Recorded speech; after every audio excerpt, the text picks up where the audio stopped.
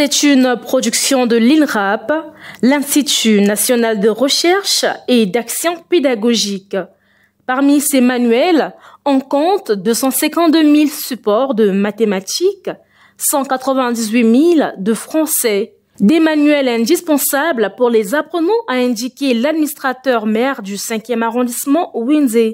Au seuil de la rentrée scolaire, comment ne pas remercier le gouvernement de la République pour cette action organisée avec un timing réconfortant qui nous permet en même temps d'envoyer un signal fort aux parents, aux apprenants eux-mêmes, ainsi qu'à tout le personnel impliqué dans le monde de l'enseignement pour réaliser que la rentrée scolaire est déjà là.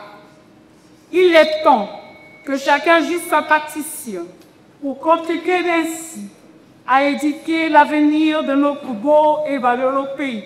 Prenons la peine mesure d'un tel acte et nous saluons le choix de notre arrondissement pour marquer cette marche de l'année scolaire 2025-2026. Destinés aux élèves de tous les départements, ces manuels scolaires tentent de réduire le déficit constaté dans les établissements publics, a relevé le directeur de l'INRAP. Aujourd'hui, nous franchissons une nouvelle étape. Cette action va progresser en s'étendre à l'ensemble des départements du pays, conformément au plan national à l'appui. Une diffusion prioritaire dans les zones rurales et semi-urbaines, souvent défavorisées, et la répartition qui est faite en grand compte pour certaines localités d'une homologopage alternative des départements.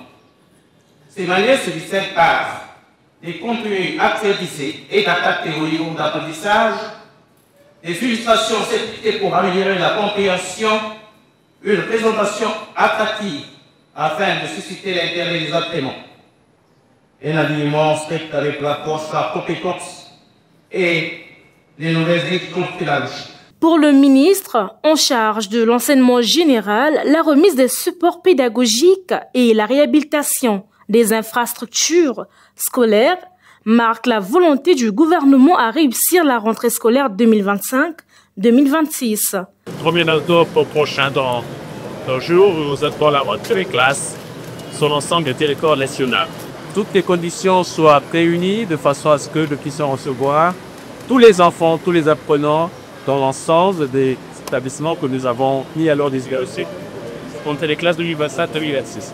Il se trouve évidemment qu'il y a encore des chantiers sur l'ensemble du territoire national. Il vaut mieux évidemment que nous ayons des chantiers sur l'ensemble du territoire national que pas du tout. Et c'est la preuve que le gouvernement travaille. Jean-Luc Montou croit fermement à une reprise des cours réussie dès ce mercredi 1er octobre.